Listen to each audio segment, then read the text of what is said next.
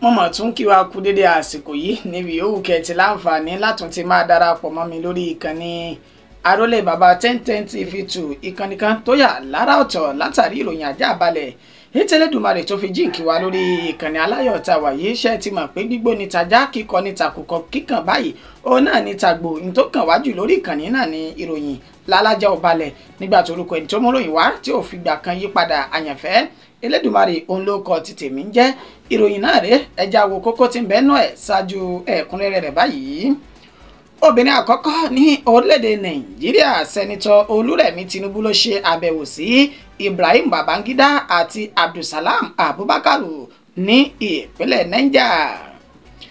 Àwọn aláṣẹ ìjọba ti gbé ilé ìwòsàn ayédèrú kan ti pa ní olúlu ilẹ̀ yìí tó ń ṣe Àbújá lẹ́yìn ikú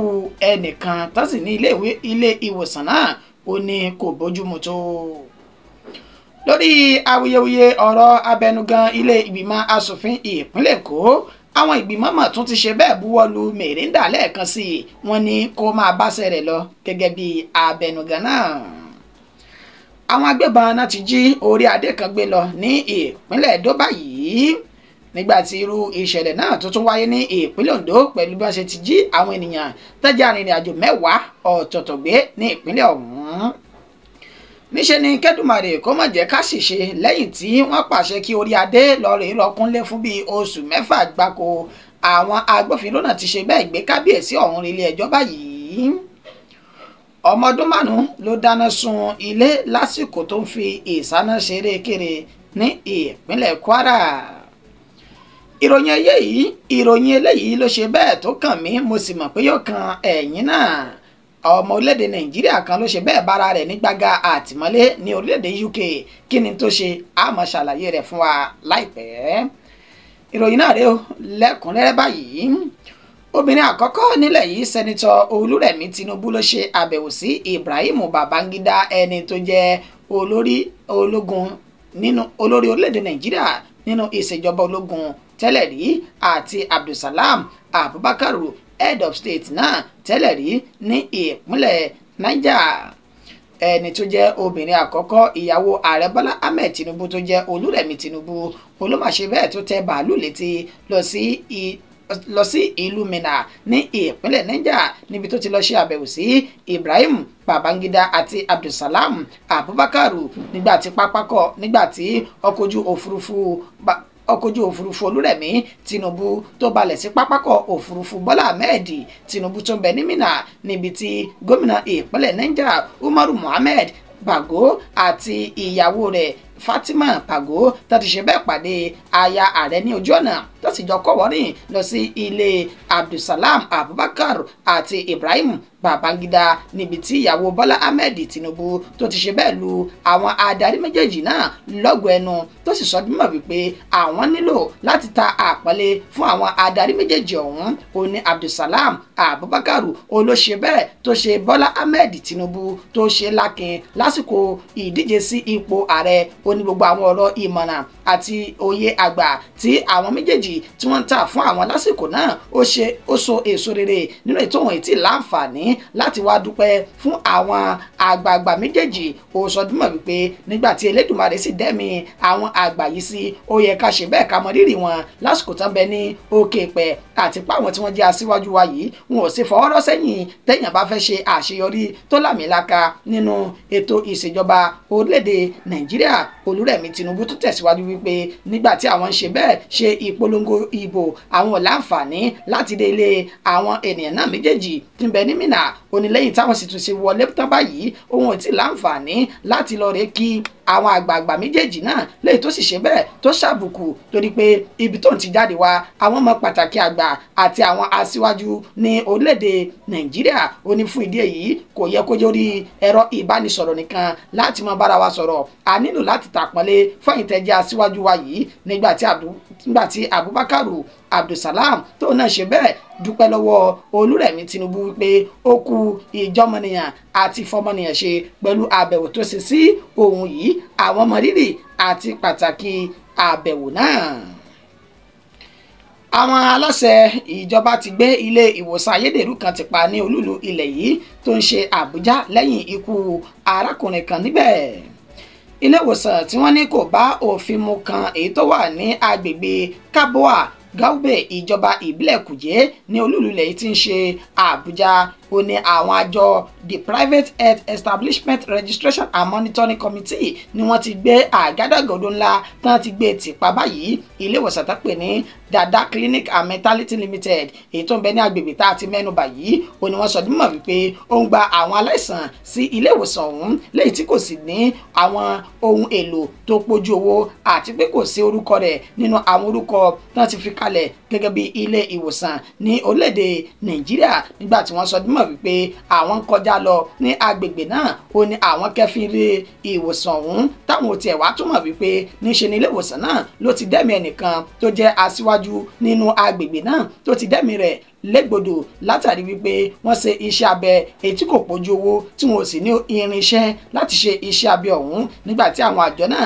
tán ṣe àbẹ̀wò sí ilé ìwòsàn ọ̀hún láti gbé àgádágodo kan fi tì pa wọ́n ṣe ní àlàyé wípé ilé ìwòsàn náà ó ní kò ní wíńdò bẹ́ẹ̀ làwọn ilẹ̀kùn kan ló ti jẹ́ yamayama èyí tí àwọn ẹ̀fọn tán gbá ṣì tán sì gbá yàmùyàmù tán bẹ nínú ilé ìwòsàn ọ̀hún nígbà tán ní àwọn aláìsàn mẹ́ta ọ̀tọ̀ọ̀tọ̀ ó náà bẹ ní ilé ìwòsàn náà tí wọ́n gba ìtọ́jú lọ́wọ́ níbi tí àwọn àjọ náà ti pàṣẹ ní kíákíá pé kí wọ́n gbé àwọn aláìsàn ọ̀hún lọ sí ilé ìwòsàn ti àpapọ̀ ní olúlulẹ̀ tí ń ṣe Àbújá wọ́n sọ dímọ̀ wípé ikú ẹni tó jẹ́ aṣíwájú wọn kan ní inú agbègbè náà ó ló ti dákẹ́ sí ilé ìwòsàn ọ̀hún nígbà tí wọ́n sì ti fi páńpẹ́ òfin mú ẹni tó jẹ́ aláṣẹ àti olùdarí ilé ìwòsàn ayédèrú náà yẹtọ́ pé orúkọ rẹ̀ ní ọ̀gbẹ́ni Saibu tó sì ti wà ní gbàgà àwọn agbófinró báyìí nígbà tí ẹni tó jẹ́ mínísítà fọ́nrọ̀ olúlulẹ̀ yìí tí ń ṣe Àbújá Nnenzi Wike tó gbọ́ sí ọ̀rọ̀ ọ̀hún ó máa kọrojú sí ọ̀rọ̀ náà àti irú àwọn ayédèrú ilé ìwòsàn èyí tí ń bẹ ní agbègbè náà nílẹ̀ tó ti sọ dímọ̀ wípé àwọn kò ní káwọ́ gbéra àti pé àwọn ò tiẹ̀ ní fi ọ̀rẹ́ rẹ̀ mú ètò àlàáfíà àti ètò ààbò tó fi mọ́ ètò ìlera àwọn olùgbé olúùlú ilẹ̀ yìí Nnenzi Wike ó sì ṣe bẹ́ẹ̀ lu àwọn àjọ náà lọ́gọ̀ọ́ ẹnu pẹ̀lú bó ṣe pa kìtì mọ́lẹ̀ láti ṣe àwárí irúlé ìwòsàn bẹ́ẹ̀ tí irú wọn bá sì tún kù ní olúùlú ilẹ̀ yìí wọ́n tú àṣírí wọn jáde síta. ń dá lórí awuyewuye ọ̀rọ̀ abẹnugan ilé ìgbìmọ̀ asòfin ti ìpínlẹ̀ Èkó àwọn ìgbìmọ̀ tó ti ṣe bẹ́ẹ̀ buwọ́lu mèrèǹdà lẹ́ẹ̀kan sí gẹ́gẹ́ bíi pé kó máa báṣẹ́ rẹ̀ lọ gẹ́gẹ́ bíi abẹnugan ilé ìgbìmọ̀ náà. ìgbìmọ̀ Governors Advisory Council GAC ó ní wọ́n máa ṣe ìpàdé pàjáwìrì kan lálẹ́ àná òde yìí tí ń ṣe ọjọ́ kẹta inú oṣù kejì ọdún tá a wà yìí níbi tí wọ́n ti sọ dímọ̀ wípé látàrí awuyewuye ọ̀rọ̀ tí ń lọ lórí ìyọninípò Mudasiru Ọbaṣá gẹ́gẹ́ bí abẹnugan ilé ìgbìmọ̀ asòfin ìpínlẹ̀ Èkó tí wọ́n sì fi Lasbat Merinda tán fi ṣe ẹni tó jẹ́ abẹnugan tuntun báyìí ọ̀rọ̀ náà ló ti ń di yánpọnyánni lábẹ́nu táwọn ìgbìmọ̀ náà sì tètè ṣe ìpàdé pàjáwìrì kan nínú èyí tí wọ́n ti sọ dímọ̀ wípé lẹ́yìn tí wọ́n ṣe ìpàdé ọ̀hún ní ilé tó wà ní Marina èyí tí aṣáájú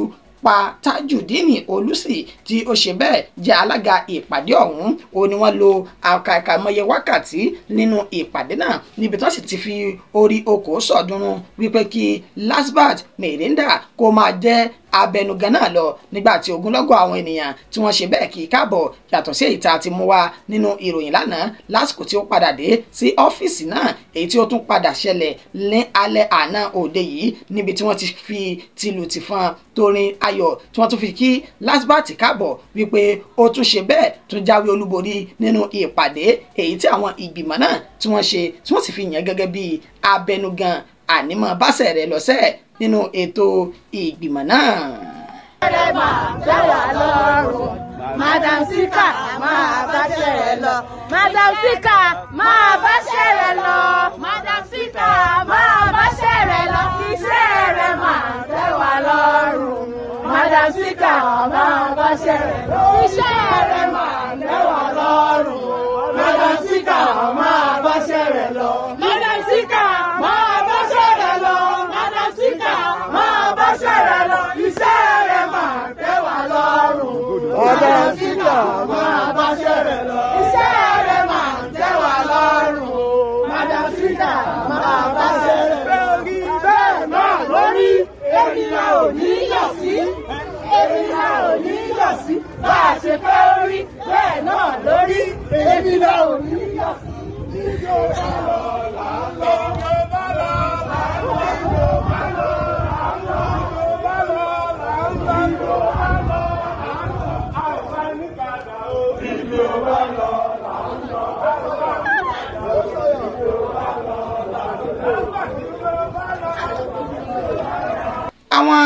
agbébọn náà mà ti ṣe bẹ́ẹ̀ jí orí adé kan gbé lọ ní ìpínlẹ̀ Ẹdó báyìí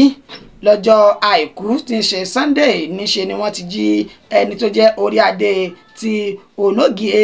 inú ní Udo Eguare ní ìjọba ìbílẹ̀ Ugwu Ebe ẹni tí orúkọ rẹ̀ ń jẹ́ ọba Friday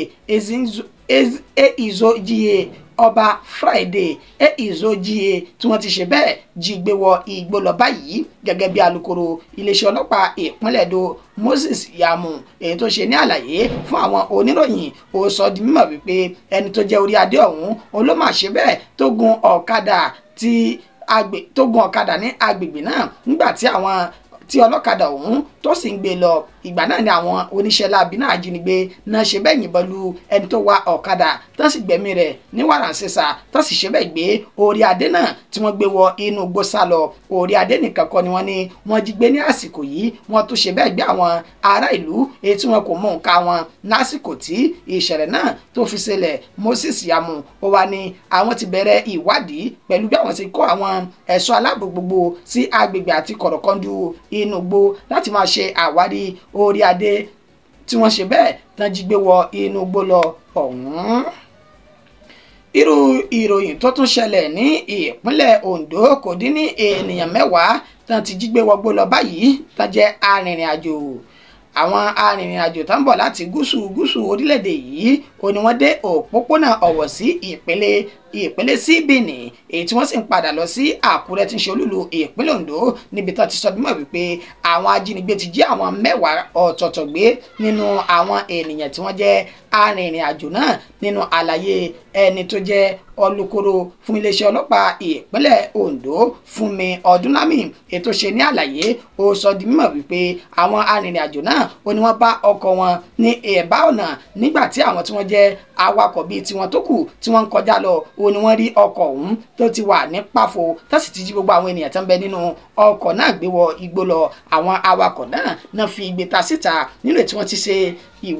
ti ṣe ìwádìí tó sì fi ìdí rẹ̀ múlẹ̀ wípé àwọn ajínigbé náà ti ṣe bẹ́ẹ̀ já àwọn èrò náà tó ti jí wọn gbé wọgbó lọ. Fúnmi Ọdúnlámì ó tẹ̀síwájú nínú àlàyé pé gbogbo akitiyan àwọn ló ti ń tẹ̀síwájú báyìí láti lè rí dájú pé wọ́n rí àwọn ènìyàn náà kó padà wá sínú ìlú láyọ̀ àti àlàáfíà. Ẹ̀já máa gbàdúrà pé k'Ẹlẹ́dùmarè kó má jẹ́ ká ṣìṣe lẹ́yìn tí wọ́n pàṣẹ pé kí orí adé kó lọ rèé rọ́kúnlé fún oṣù 6 gbáko. Àwọn agbófinró náà máa tún ṣe bẹ́ẹ̀ gbé kábíyèsí náà relé ẹjọ́ báyìí gẹ́gẹ́ bí a ṣe ti mú ìròyìn náà wá ní òwúrọ̀ yìí níbi tí wọ́n ti sọ di mímọ̀ nínú ọ̀rọ̀ tí ìjọba ìpínlẹ̀ Ògùn tí wọ́n fi léde síta nínú ìta ti ṣe ní àlàyé pé orí adé olórílẹ̀ ti orílẹ̀ Ifọ̀ ìpínlẹ̀ Ògùn ìyún ọba Sẹ̀míù Ògúnjọbí ó ní wọ́n ti sọ di mímọ̀ pé kí ó lọ rèé rọ́kúnlé fún oṣù 6 gbáko lórí ẹ̀sùn pé ó ń dúnkokò ó sì ṣe ìjọmọnìyàn nìkan báṣubàṣu ẹni tí ọjọ́ orí rẹ̀ jẹ́ ẹni ọdún 73 Abraham Àrẹọlá nínú fídíò ọ̀hún tó ti ń jàrin rẹ̀ káàkiri orí ayélujára kò wá ti tán síbẹ̀ o níṣe ní iléeṣẹ́ ọlọ́pàá ilẹ̀ yìí látẹnu ẹni tó jẹ́ alukoro wọn Múyìwá Adéjọbí ló fi ìròyìn náà léde lójú òpó ayélujára X rẹ̀ níbi tó ti fi ọ̀rọ̀ náà tó ti fi sóde wípé ṣe lórí adé Sẹ̀míù Ògúnjọbí tó ṣe bẹ́ẹ̀ wùwàkiwà nínú fọ́nrán tá a ṣe yìí níṣe ni wọ́n ti ṣe bẹ́ẹ̀ gbé lọ sí ilé ẹjọ́ báyìí nígbà tí adájọ́ ti fi ààyè bẹ́ẹ̀lì rẹ̀ sílẹ̀ tó sì sọ dímọ̀ pé ìgbẹ́jọ́ rẹ̀ yóò tún máa tẹ̀síwájú ní ọjọ́ 6 oṣù kẹta ọdún 2025. Ọmọ ọdún 5 ló ṣe bẹ́ẹ̀ dáná sunlé lásìkò tó ń fi ìsáná ṣeré kiri ní ìpínlẹ̀ Kwara lágbègbè Abíọ́dún Adébíyì ìtòsí òpópónà Yídì Ìrèwọlé Ìlọrin tí ṣolúlu ìpínlẹ̀ Kwara ní ìjọba ìbílẹ̀ ìwọ̀ oòrùn Ìlọrin ó ní ìṣẹ̀lẹ̀ náà ni ó ti ṣẹlẹ̀ pẹ̀lú bá ti sọ di mímọ̀ látẹnu ẹni tó jẹ́ alukoro àjọ panápaná ìpínlẹ̀ Kwara Hasan Adékúnlé ètò ṣe fún àwọn oníròyìn ó sọ di mímọ̀ wípé ilé tí ń bẹ ní agbègbè tá a ti júwe yìí ó ní ọmọ ọdún 5 kan ló ń ṣe bẹ́ẹ̀ fi ìṣáná ṣeré tí iná sì ràn mọ́ ohun tó mú iná tó di ohun tó fi búrẹ́kẹ́ nínú agbègbè náà nínú ìtàn sọ di mímọ̀ pé odidi yàrá kan ó ní ó ṣe bẹ́ẹ̀ jóná kanlẹ̀ pẹ̀lú ọ̀gọ̀rọ̀ dúkìá tó ṣe bẹ́ẹ̀ tó bá ìṣẹ̀lẹ̀ ìjàmbá iná náà tó bá lọ. Ó ní ká dúpẹ́ lọ́wọ́ àwọn tó jẹ́ olùgbé agbègbè ọ̀hún tí wọ́n ń ṣiṣẹ́ ní àsìkò tí ìṣẹ̀lẹ̀ náà tí ó ṣẹlẹ̀, pẹ̀lú bá ṣe fura pé èéfín dúdú kan olómọ ń ṣe bẹ́ẹ̀ jáde nínú iyàrá yìí. Kí ni ń ṣẹlẹ̀ náà bá fi igbe ta. Nígbà tí wọ́n débẹ̀ iná náà mà ti di ohun tó búrẹ́kẹ̀ tó ti sọ jíjó di orin tó sì ń kọ lọ báyìí. Náà bá pe àjọ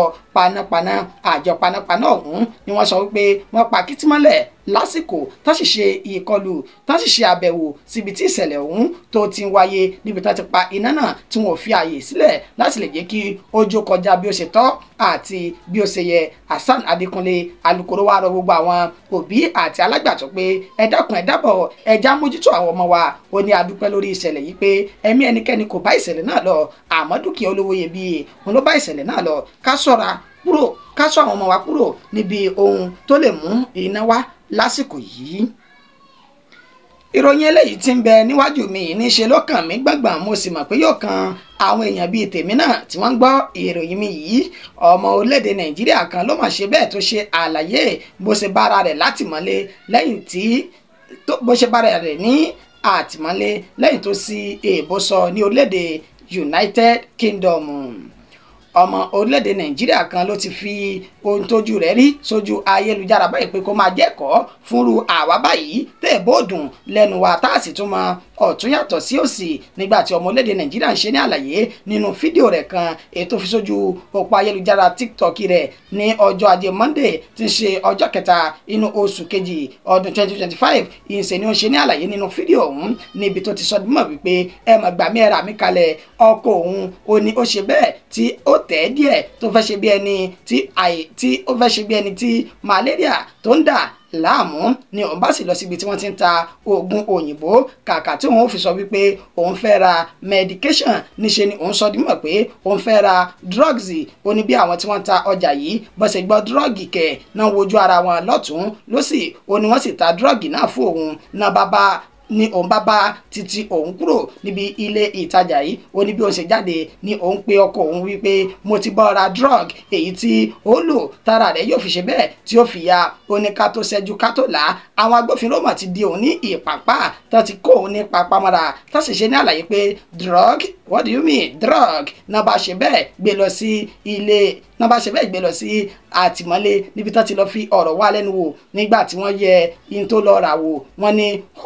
this is not drug but medication. ní wọ́n tún ti òun má àtìmọ́lé lẹ́yìn tí wọ́n rí wípé níṣe ni òun lọ ra oògùn tí ara ọkọ òun yóò fi ya. Ó ní wọn ò mọ̀ fi òun sílẹ̀ àfìgbà tí wọ́n lọ yẹ ilé òun wò tán tún yẹ̀ wò yẹ́bẹ́yẹ́bẹ́ pé àbó ń gbégbòdì àbí ó gbé egbògi olóró àbí wọn náà bá wọn lo drọ́ọ̀gì. Ó ní lẹ́yìn tí wọ́n wá ṣe àyẹ̀wò náà finifini tẹ́lẹ̀ pọ̀wọ́ òun mọ́ náà tó fi òun sílẹ̀ kúrò ní àtìmọ́lé. Ó ní ibi tí òyìnbó orílẹ̀-èdè Nàìjíríà tó bá mi dèrè o ṣẹ̀ẹ́dì pé ròyìn náà kàn mí àyànfẹ́ Elédùmarè mo sì mọ̀ pé yóò kà àwọn kan bíi tèmi náà. Ẹja mọ̀ múra lẹ̀ o torí bàbá ti ń ṣèrìn àjò ká mọ̀ kó àwọn òyìnbó tó tọ́ àtèyí tó yẹ ká mọ̀ bàbá ara wa ní gbága àtìmọ́lé àwọn amòfin. I got arrested last night and got detained. Now I'm going home. Yeah, story time. So yesterday I went to the pharmacy to get some drugs for my husband. Then when I got it finished, I was on call to say, I got the drugs. I got 2 drugs for you. So when I get home, when you use it, you're going to be strong. Okay, not knowing, people closer to me were like, drugs. But I wasn't bothered because I felt I didn't do anything wrong. Yes, okay. Then before I knew it, the police came. When they came, they were like, they just stopped me. They said, yeah, where are the drugs? I was like, what drugs? Then they said, and this was literally what I was referring to as drugs, because I went to get this hay fever tablet and ibuprofen for my husband yesterday because he wasn't feeling well. So I told them, oh, drugs, I meant this. Then they said medication. Oh, I was like, oh yes, I meant medication. They didn't believe me anyways. On the long run, they took me to the police station. They detained me. They asked me questions. I called my husband to tell him, so thing happened though. I'm going to get medication and they said I can't go home, because what I said is what I said. Wow, because definitely I was shouting on the phone. I was screaming to let him know. I already had the drug because there was no place for us to buy, but I was lucky because yesterday was Sunday, so I got it. They didn't release me only when they had to go and search the house. They've searched my house this midnight stroke this morning. That's why they released me now and I'm going home. Guys, I swear, this Nigerian English is not just putting me into trouble, because the fact that I called medication drugs was the problem and I didn't know. Yes, it's not the first time, but this is the first. It's not the first time me saying English wrongly, which I feel that's what we say in Nigeria, so why should I be bothered? But this one got me in big mess. Now I got to know the house is messy. When I get home, I'll show you guys what the house looks like now, because my husband sent the video to me that they messed up all the house. Guys, let's be careful with this Nigerian English before Nigerian English will take us to prison. I'll do the update of what the house looks like when I get home now. I'm sure you all don't even know that they call drugs medication, but now I know and I'll start my mouth.